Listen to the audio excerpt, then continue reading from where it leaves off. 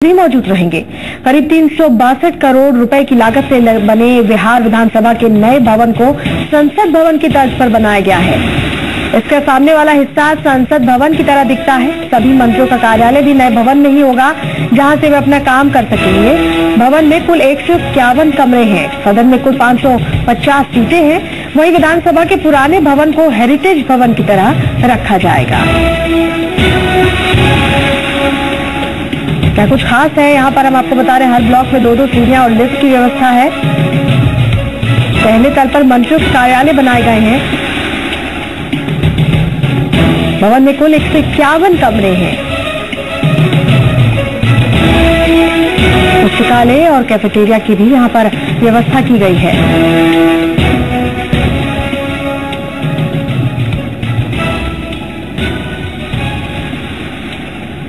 362 करोड़ रुपए की लागत से ये नया विधानमंडल बनाया गया है।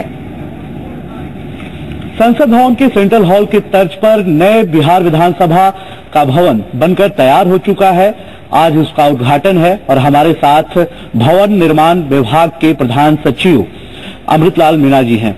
सर, जिस कॉरिडोर में हम लोग चल रहे हैं, क्या ऐसा नहीं लगता है कि ये संसद भवन का कॉरिडोर? बिल्कुल, ये बहुत ही महत्वाकांक्षी परियोजना है सरकार की और राज्य विधानमंडल के बहुत लंबे समय से आवश्यकता थी कि अतिरिक्त सचिवालय बनाया जाए। उसी क्रम में राज्य सरकार ने ये योजना बनाई और 2000 सभी समितियों के लिए सभा कक्षों की व्यवस्था की गई है।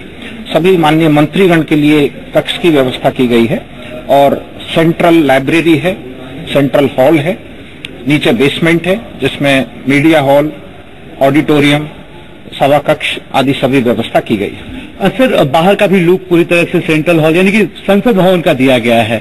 क्या इसके पीछे का मुख्य उद्देश्य था? बिल्कुल, इसको जहां पुराने हमारे विधानमंडल का जो आर्किटेक्चर है उसको प्रिजर्व किया गया है, साथ ही साथ संसद का जो आर्किटेक्चर है उसको इसमें समावेशित करने की कोशिश की गई है। वही इसमें सोच रही। लोगों की ये भी चाहत है कि क्या जब संसद भवन का ये रूप दिया गया है इस पूरे भवन का, तो क्या वो तमाम सुविधाएं उपलब्ध है जो संसद भवन में होगी? कोशिश ये की गई है, वो सभी सुविधाएं इस भवन में है। आपको बधाई, बहुत बहुत बधाई हो। धन्यवाद। हमारे साथ अमृतलाल मीणा जी हैं। उन्होंने साफ तौर पे बताया कि जिस तरह से इस भवन का निर्माण किया गया है, पूरी तरह से संसद भवन के सेंट्रल हॉल जैसा रूप दिया गया है और तमाम सुविधाएं भी वैसी ही होंगी। आज से इसका उद्घाटन होना है और आपको बता दें कि ये आम लोगों को देखने के लिए भी जरूर खोला जाएगा ताकि वो समय समय पर आकर इसको देख सके और ये पता कर सके कि जब संसद भवन जैसा ही एक भवन बिहार में भी है। कमसन सिंधु मनीष के साथ विजन पांडे, जी मीडिया, पटना। चलिए, विजन पांडे हमारे सहयोगी वहां पर मौजूद हैं, उनसे सीधे बात करते हैं। चलते हैं पटना। विजन, आप वहां पर मौजूद हैं, काफी खूबसूरत बनाया गया है इसे। कितने बजे आज पहुंचने वाले हैं नीतीश कुमार? क्या कार्यक्रम रहने वाला है?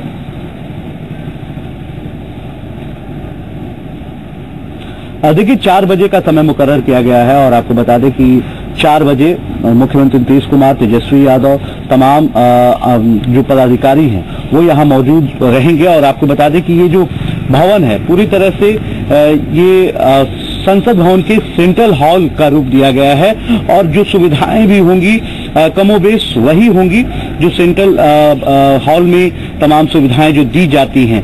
तो ये तमाम सुविधाओं को लेकर ये पूरा भवन का निर्माण किया गया है और इसमें हर तरह की खूबियों को रखा गया है। ये टेक्नोलॉजी से पूरी तरह से परिपूर्ण है और आपको बता दें कि इसमें तमाम मंत्रियों के लिए अलग अलग केबिन होंगे, तमाम पदाधिकारियों के लिए अलग अलग केबिन होंगे और इसके अलावा जो पत्रकारों के लिए बैठने का दीर्घा होगा। और सेंट्रल हॉल, आपको याद होगा जब सेंट्रल हॉल जो लोकसभा में जो सेंट्रल हॉल है उसमें तमाम जो पक्ष विपक्ष के नेता आपस में बैठकर बात करते हैं, यानी कि वो आपस में बैठकर जो गपशप करते हैं, वो इस माहौल को बनाने की पूरी कोशिश इस भवन में किया गया है। हमारे साथ यहाँ के इंजीनियर हैं जिन्होंने इस भवन के निर्माण में काफी योगदान दिया है। बिल्कुल सर, क्या क्या खूबियां हैं इस भवन में? देखिए, ये भवन एक्चुअल में मार्च 2010 में स्टार्ट हुआ था और इस भवन की खासियत ये है कि इसमें पहली बार एक जो बिल्डिंग में नई टेक्नोलॉजी आई है जिसको पोस्ट टेंशनिंग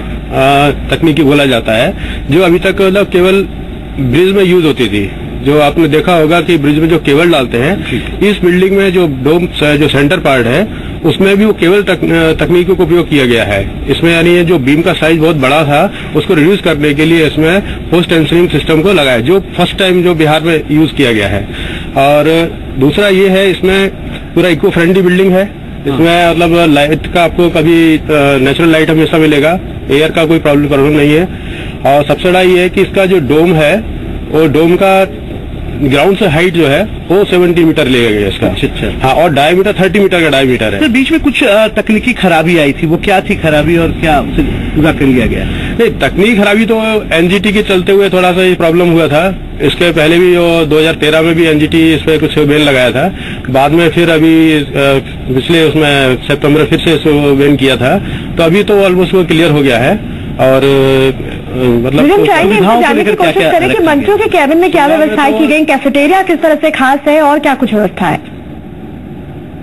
सारी सुविधाएं इसमें मिली है। इसमें जो है ना लिफ्ट का 16 नंबर लिफ्ट दिया हुआ है ना। सवाल दोहराएं आप?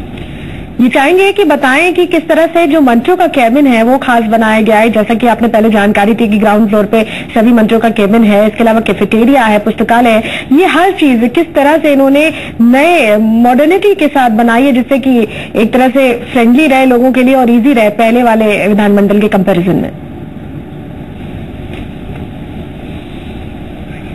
बिल्कुल, ये सवाल कर लेते हैं सर। जो निर्माण किया गया है जिसमें सेंट्रल लाइब्रेरी से लेकर तमाम चीजें बनाएगी, क्या आधुनिकता है, क्या यूनिक होगा उसमें सारा कुछ?